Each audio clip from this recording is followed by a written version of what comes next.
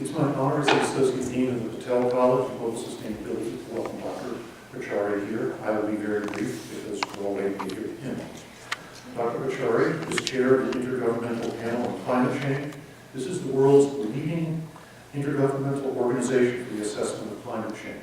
He directs and coordinates hundreds of scientists around the world collaborating on one of, if not the most important interdisciplinary project of our time. It will affect us all and our children and our future. As chair of the IPCC, Dr. Pachauri was the co-recipient of the 2007 Nobel Peace Prize on the IPCC's behalf, sharing that honor with former Vice President Al Gore. Dr. Pachauri is also head of the Energy and Resources Institute, an organization that conducts original research and provides knowledge about energy, the environment, forestry, biotechnology, natural resources conservation to governments and institutions and corporations around the world. An economist and industrial engineer by training, Dr. Pachauri has been actively involved with energy and climate issues for nearly 40 years. He wrote his first book on energy in 1975 and co-edited his first book about climate change in 1992. He has participated in numerous international forums dealing with the subject of climate change and its policy dimensions, and has an extensive academic career addressing these issues. He has co-authored 130 papers and written or co-authored 27 books about energy and the environment. Dr. Pachauri earned a master's degree in industrial engineering and a PhD with co-majors in industrial engineering and economics from North Carolina State University. And in addition to the Nobel Prize, Dr. Pachauri has received a host of international awards, too long to mention here. He's held numerous academic positions and was the founding director of the Yale University Climate and Energy Institute from 2009 to 2012, following which he was appointed as the senior advisor to that institute. He also currently is professor in the practice of sustainable development at the Yale School of Forestry and Environmental Studies, honorary professor at the University of Eastern Finland, and chancellor of the TERI, Terry University. As we all know, global climate change is a challenge facing every country in the world. It threatens the well-being of all our natural and human community. The three recent IPCC working group reports published under Dr. Pachauri's leadership tell a compelling story about climate change, human activity, and the need for international policy. These and other findings of the reports provide a real exigency for the work we do here in the Patel College on the issues of sustainable water and energy development. So without further ado, it's my distinct pleasure to introduce Dr. Rajendra Pachauri, whose work inspires us all.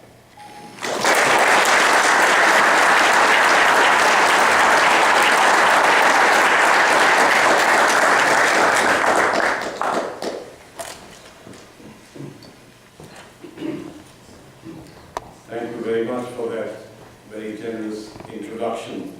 I'm very grateful and deeply touched by being here. And may I say, getting this recognition was a windfall. The last time I got anything from an official agency in Florida was years ago when I got a speeding ticket. so may I say this is a distinct step up in terms of my standing in the state of Florida. And thank you for making that happen, Provost Wilcox. It's a great privilege and something that I'll cherish for a long time to come. Thank you very much. I spent the morning talking to the faculty of the Patel College, and may I say I'm very impressed not only with the vision behind the establishment of the college, but the kinds of subjects that the faculty are working on. And I would say the students who are working in the college must feel deeply privileged, because you're not only getting very high level of education in terms of what you learn within campus, but also the exposure that you have around the world with all the research projects that are in hand is a distinct asset which I'm sure you will get to value more and more as time goes on. I had a PowerPoint presentation, so my technical skills with anything to do with IT being as poor as they are, I need a little bit of help on how to get it going. Thank you very much.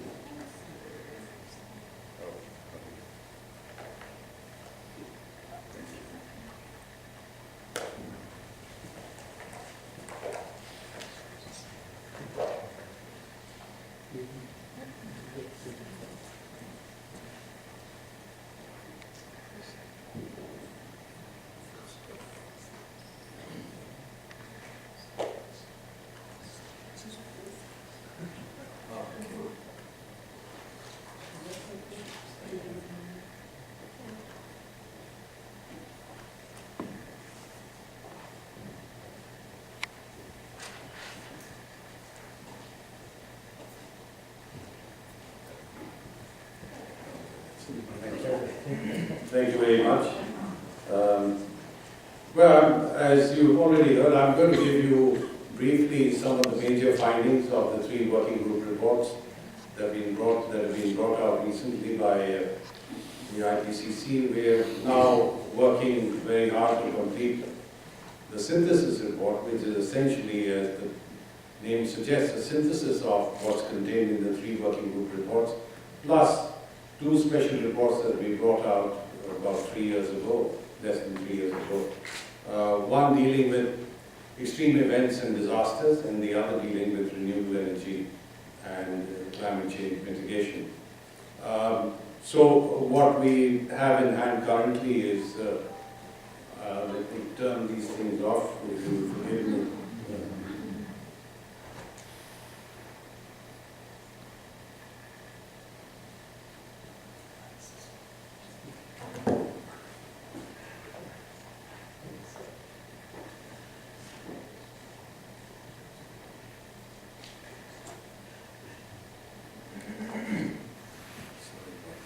So basically, at the end of October, when we finished the synthesis report, we would have completed the 5th assessment cycle of the IPCC. And the IPCC is an organization that was established way back in 1988, essentially as a response to the growing concern that possibly human actions were influencing the climate of this planet.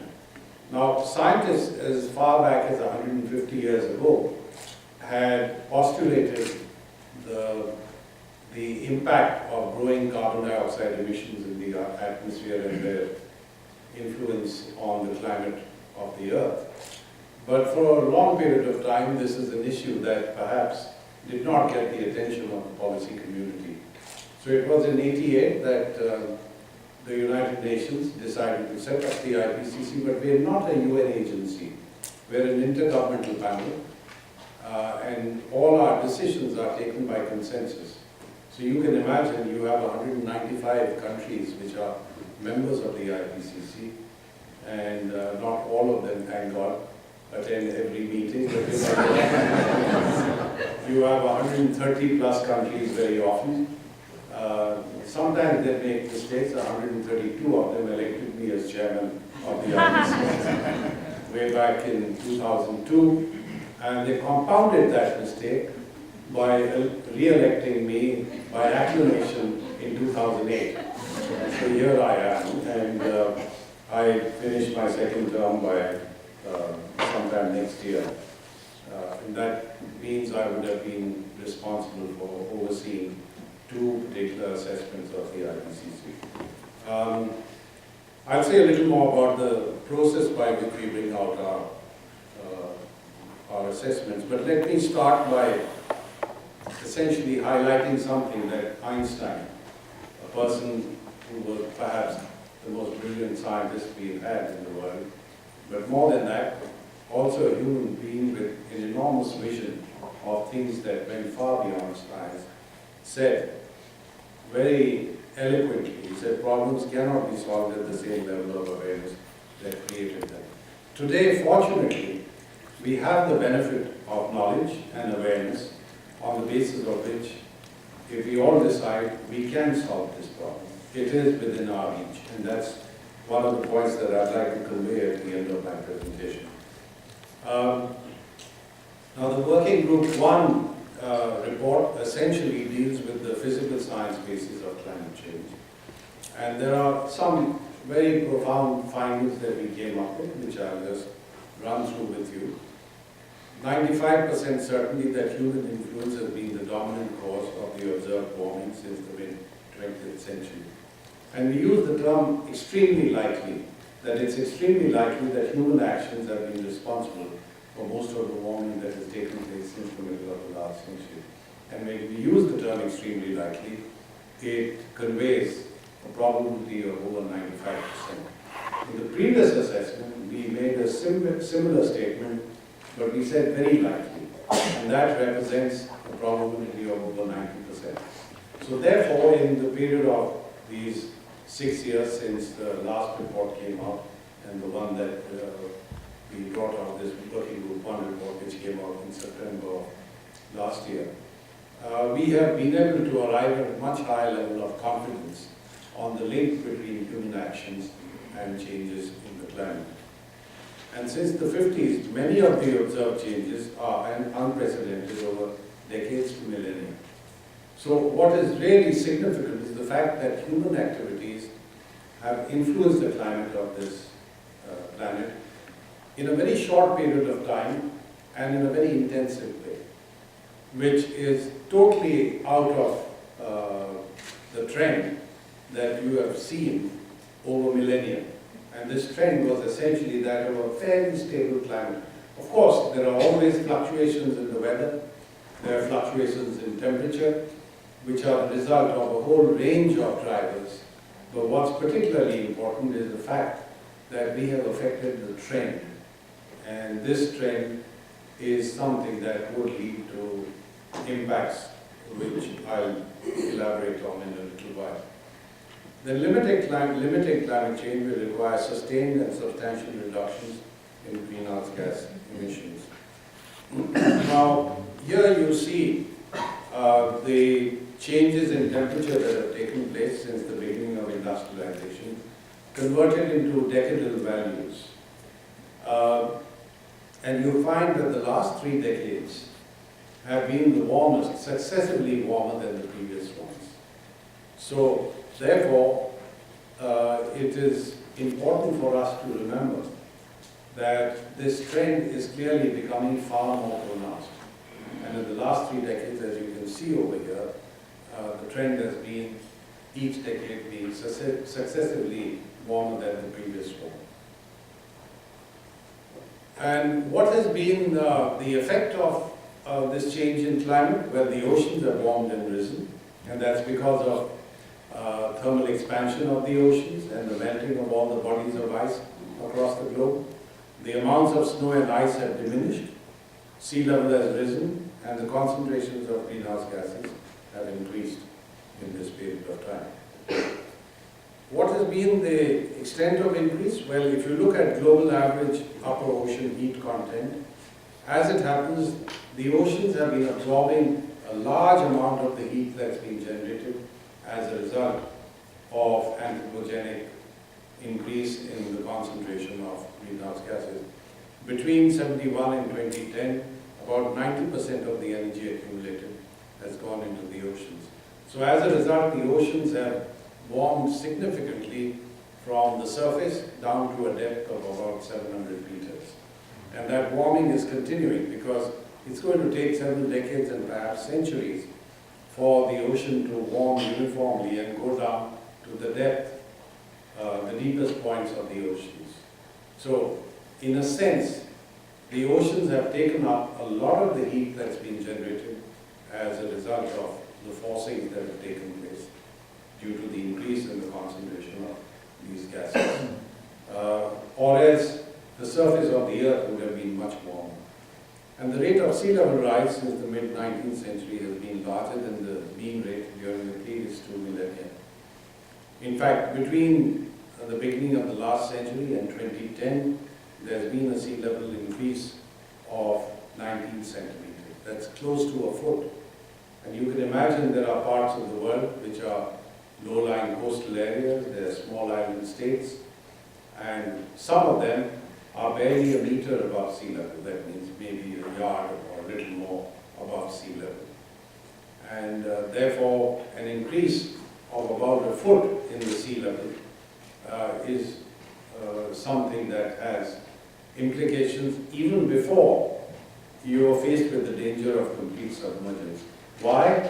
Simply because every time there's a storm surge, every time there's coastal flooding, it's going to be that much more severe simply because the sea level is much higher. So these are manifestations of climate change which clearly we have to be concerned about. Now, if you look at what the world is doing to deal with this problem, see the increase in carbon dioxide concentration. At the start of industrialization, we had 280 parts per million of CO2 in the Earth's atmosphere. In May of last year, it crossed the barrier of 400 parts per million. So there's been a huge increase in a very short period of time. And CO2 is not the only gas, there are other greenhouse gases also, the concentration of which has increased. And as the first fact over here mentioned in this particular slide tells you, these three, CO2, methane, and nitrous oxide, have increased to levels unprecedented in at least the past 800,000 years. And the ocean has absorbed 30% of the emitted anthropogenic carbon dioxide, and this has led to ocean acidification. Now that has serious implications simply because that's going to affect marine ecosystems, it's going to affect various forms of marine life. And to be honest, we really haven't studied this adequately. And we would have to get, the jury is still out, and we have to get much better scientific assessment of how this ocean acidification is going to affect everything that's below the ocean, not only living species, but also several ecosystems which obviously are going to be affected. And there's already evidence on coral reefs, for instance, which are being damaged and certainly affected by the impacts of ocean acidification. Then CO2 emissions from fossil fuels, combustion and industrial processes contributed about 78% of the total greenhouse gas emissions increased from 1970 to 2010. So these are two sources where there's been a very rapid increase, and we need to be concerned about that. If you look at other sources of emissions, here is a picture that tells you that, for instance, AFOLU stands for agriculture, forestry, and land use. That in itself accounts for almost a quarter of the emissions that are taking place, and that have taken place between 2000 and 2010. The others are, of course, industry, transport, energy, and so on. So, economic growth and population increase have certainly been the important drivers of increase in CO2 emissions from fossil fuel combustion. And therefore, this is an area that we would have to focus on in bringing about mitigation. And these are expected to continue because otherwise we'll see, if we don't do anything about it, emissions will continue to grow, and we would necessarily face much more severe impacts of climate change in the future. Continued emissions will lead to increase in warming of the oceans during the 21st century. And it's very likely that the Arctic sea ice cover will continue to shrink and thin as global mean surface temperature rises. I've been to the Arctic myself on a few occasions, and I'm going there again at the end of next month. And you get not only anecdotal information, but a whole lot of other data to show how Arctic sea ice cover is being affected. And we projected, as a matter of fact, that by 2050, September Arctic sea ice is likely to vanish. And September is the month when you have the lowest sea ice cover in the Arctic, simply because during the summer months there is some melting. But it's melting at such a rapid rate that by the middle of this century, you might see a complete absence of Arctic sea ice. And global glacier volume will further decrease. Global mean sea level will continue to rise during the 21st century. The other thing that is an issue to be concerned about is the increase in certain extreme events. the length, frequency, and or intensity of warm spells or heat waves will increase over most land areas. So much so that those heat waves, which currently take place once in 20 years in some parts of the world, will occur once in 2 years. So that obviously is a major change to which human society will have to adapt.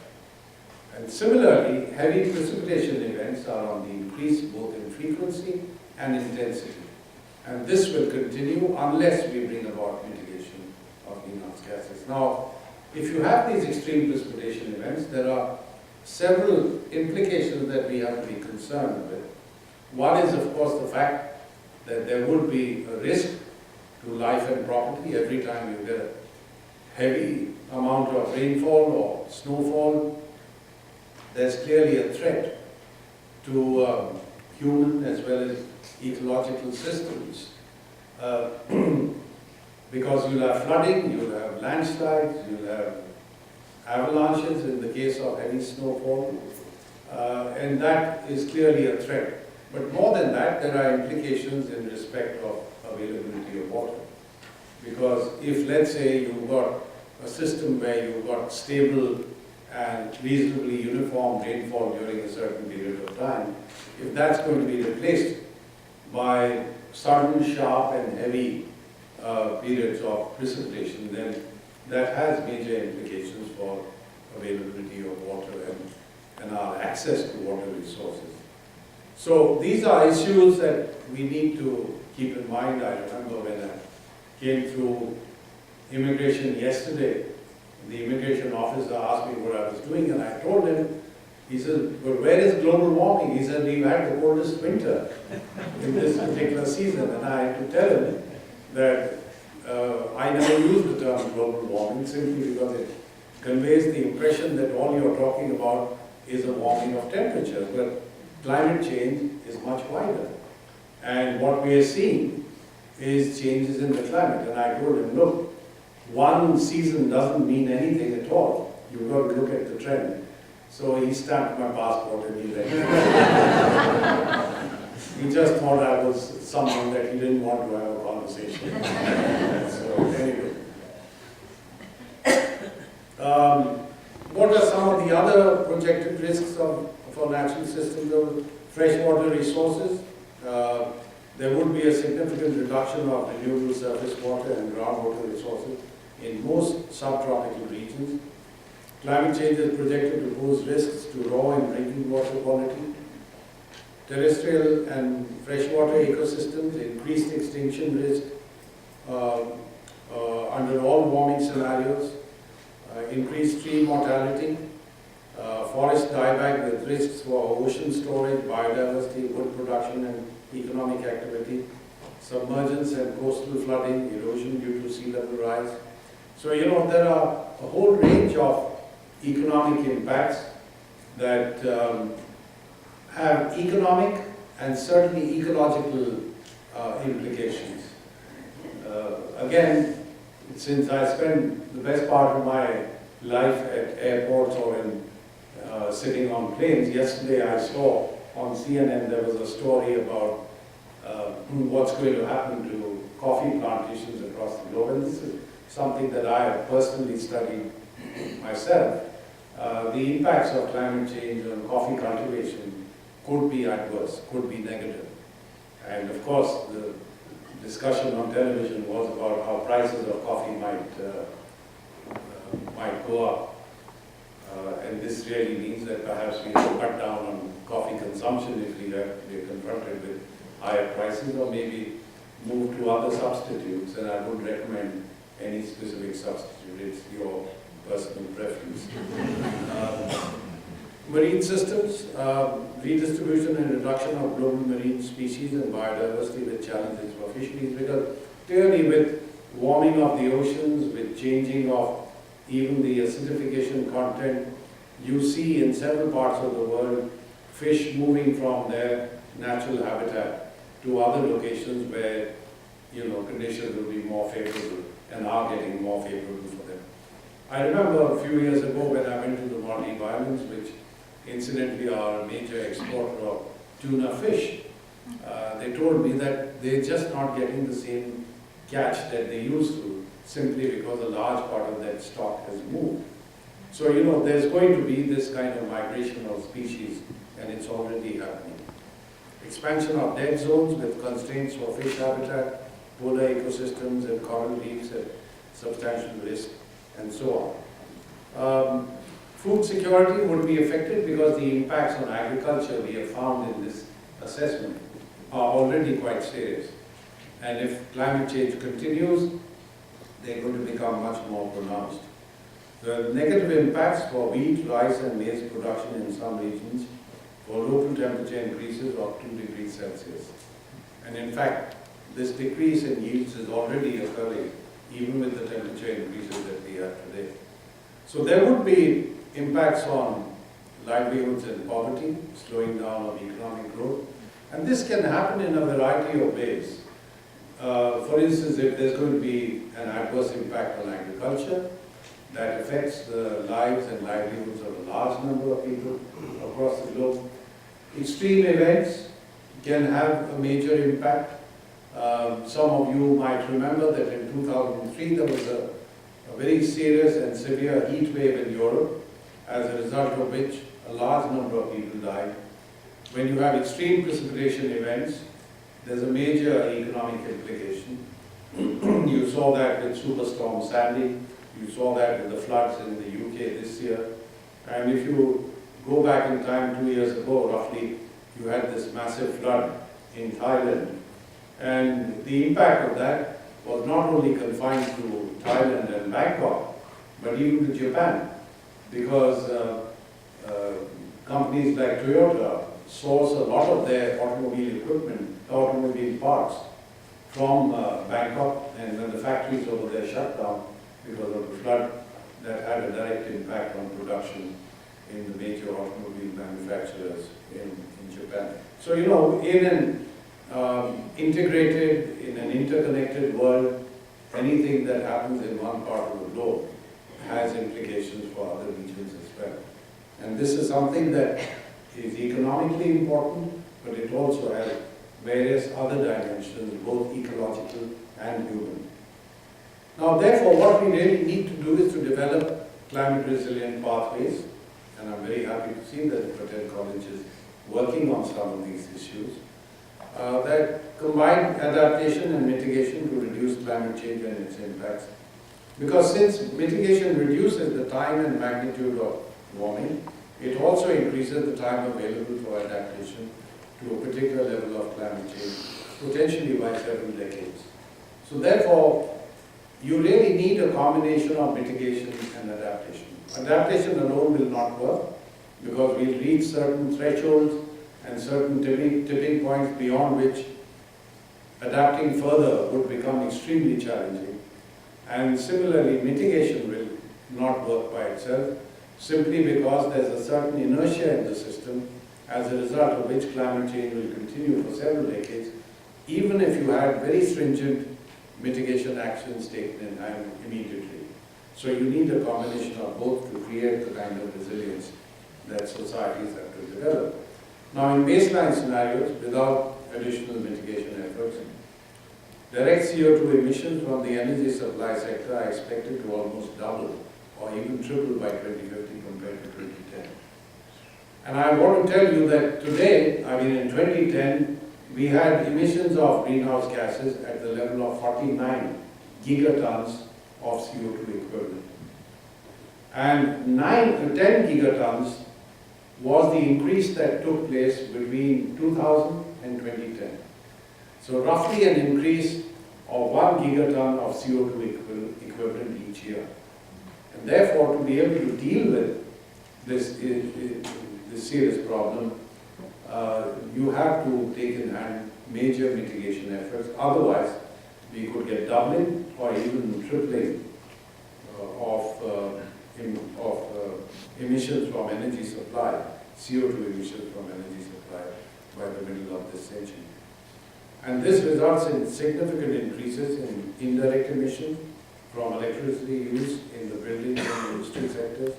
See, this is, in a sense, a kind of a vicious circle.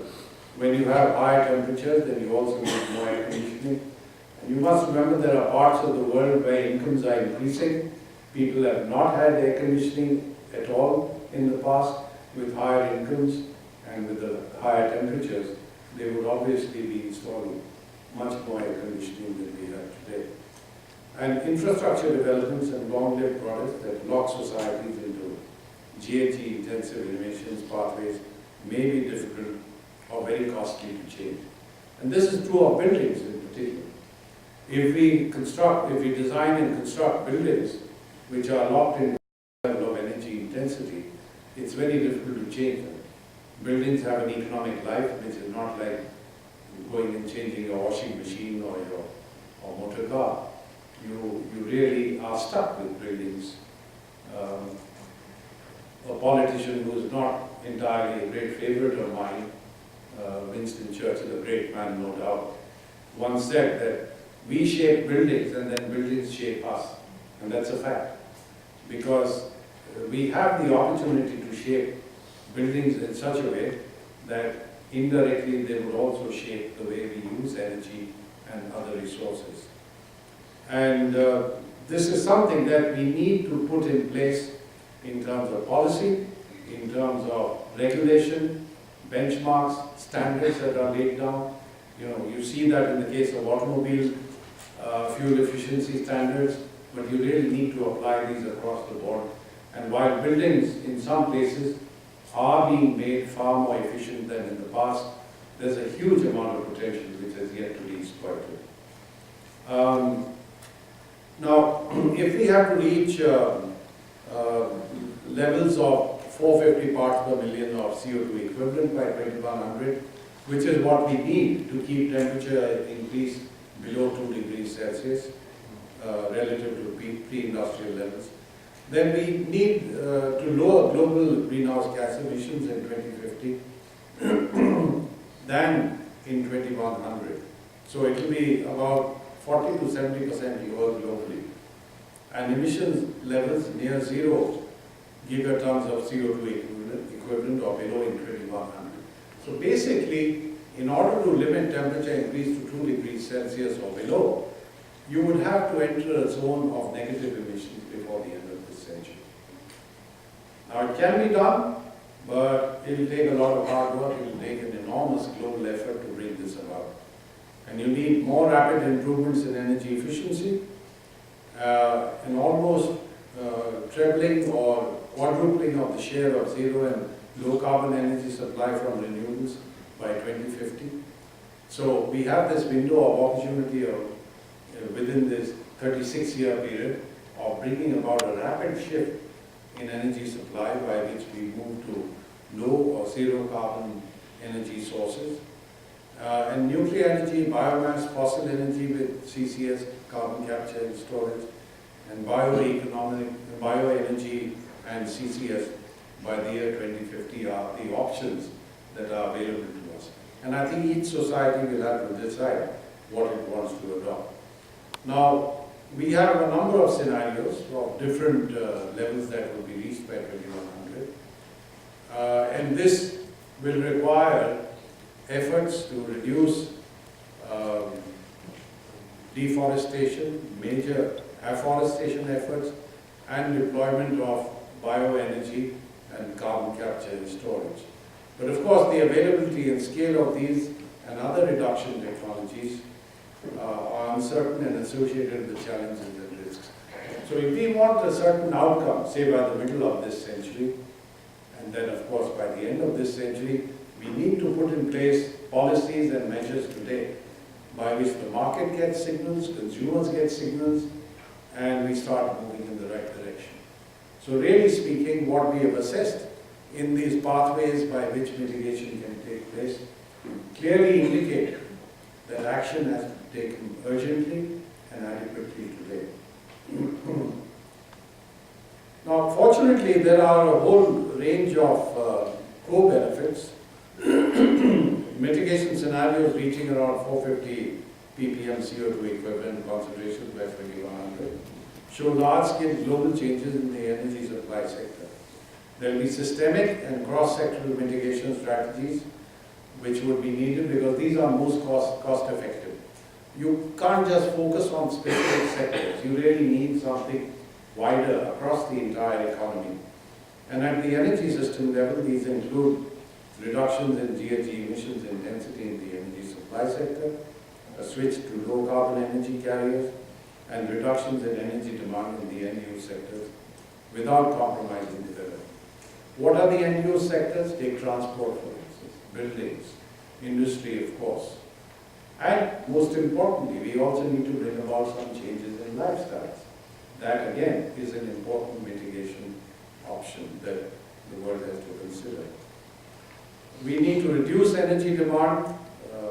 We need to provide more flexibility for carbon intensity reduction in the energy supply sector, hedge against related supply side risks, avoid locking to carbon intensive infrastructures.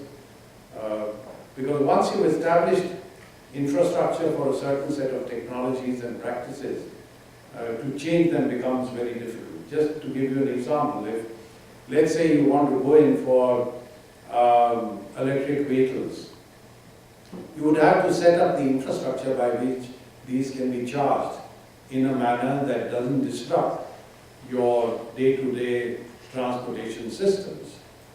But once you set up that kind of infrastructure, you've reduced the options by which you can use something else. So this is true of, let's say, the competition between road and rail traffic. If you set up highways, you set up automobile manufacture and an entire infrastructure which is based on the use of private automobiles or automobiles for any kind of purpose, then to change that becomes very difficult because it's also politically much more difficult. On the other hand, I give the example of the city of Zurich, which has excellent public transport. You get off at the airport, you don't need to step into a car at all because public transport takes you everywhere, every corner of the city, and almost every hour of the day or night. So, therefore you have an infrastructure and at the same time you've got some very heavy taxes on the ownership and registration of cars by which people make very rational choices. They don't need cars. They just use public transport. And if you need a car, you rent it and go out on the weekend. It's much cheaper to do that than to keep a car at home. If you have a supply system by which you can get milk in the supermarket, you're not going to keep a cow in your garage. So, these are things that obviously we have to do consciously when we establish infrastructure. Then there are huge co-benefits. What we really need to focus on is renewables, nuclear, CCS, and our projections show that these will increase from about 30% today to more than 80% by 2050. Now, every country, every society will have to exercise rational choices. Fossil fuel power generation without CCS will be phased out almost entirely by 2100. Now, with CCS, yes, if you can employ carbon capture and storage, then you can use fossil fuels for power generation. And renewable energy technologies will be deployed at significant scale. Nuclear could make an increasing contribution, and replacement of current world average coal-fired power plants with modern, highly efficient natural gas combined cycle power plants or combined heat power plants. So these are some of the elements of the scenarios by which we will be able to bring about mitigation in the future. And I won't go into this because these are just some characteristics of CCS and bioenergy plus CCS, BE-CCS. The good news is that the cost of bringing about this kind of mitigation is not going to be very high. For instance, in 2030, the loss in global consumption would be about 1.7% of the global GDP.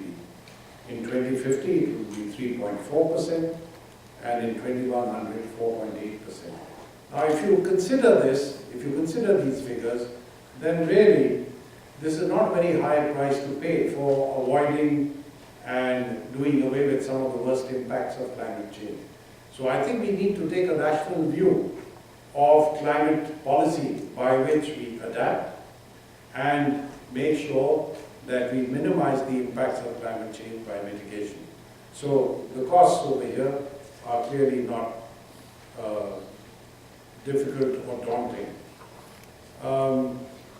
And these are some of the core benefits: improved energy efficiency and energy security, cleaner energy sources, air quality and human health will be far better, reduced energy and water consumption in urban areas, sustainable agriculture and forestry, protection of ecosystems for carbon storage. So if you carry out effective mitigation, there's a whole host of co-benefits which are listed over here that also make it far more attractive to pursue this pathway.